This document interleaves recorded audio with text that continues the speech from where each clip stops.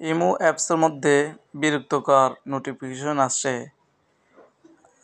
দেখা যাচ্ছে যে অযথা নোটিফিকেশন আসলে আমার কাছে খারাপ লাগতে পারে, তাই আপনি এখন এই সেটিংগুলো বন্ধ করতে পারেন।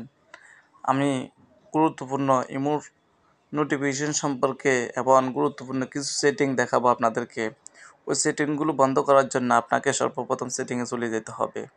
সেটিংয়ে যাওয়ার পরে আপনি দেখতে পারবেন উপরে নোটিফিকেশন, এর মধ্যে ক্লিক করবেন। এর মধ্যে ক্লিক করার পর এখানে কিছু গুরুত্বপূর্ণ সেটিং আছে। সেটিংটা আমি প্রথমে কলসের মধ্যে কিছু সেটিং দেখাবো।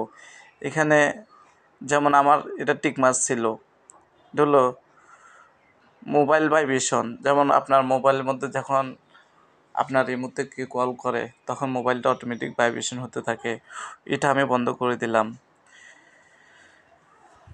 দ্বিতীয়টি হচ্ছে ফ্রেন্ডস মেসেজ।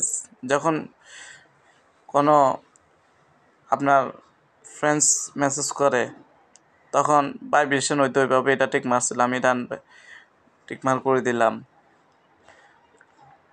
এটা আবার অন ছিল, আমি এটা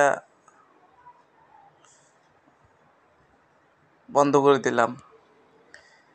তারপরটা হচ্ছে অবিক ক্লাব, এটা এটা অন ছিল, এটা আমার প্রয়োজন নাই, এই জন্য আমি এটারে অল নোটিফিকেশন বন্ধ করে দিলাম।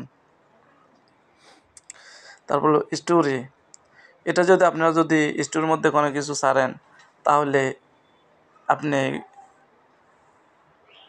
স্টোরির সাউন্ড বন্ধ করে দিতে পারেন, ভাইব্রেশন বন্ধ করে দিতে পারেন। স্টোরির ভিডিওর মধ্যে মানুষের লাইক করার জন্য লাইক অনস মাই স্টোরি এটা অন করে দিতে পারেন। ফ্যান্স মানে নিউ ফ্যান্সের কাছে যাওয়ার জন্য এটা অন করে দিতে পারেন।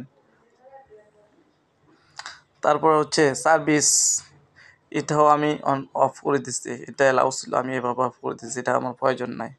যদি আপনাদেরও প্রয়োজন না থাকে তাহলে এটা বন্ধ করে দেবেন। ট্রেন্ডিংও আমি অফ করে দিচ্ছি।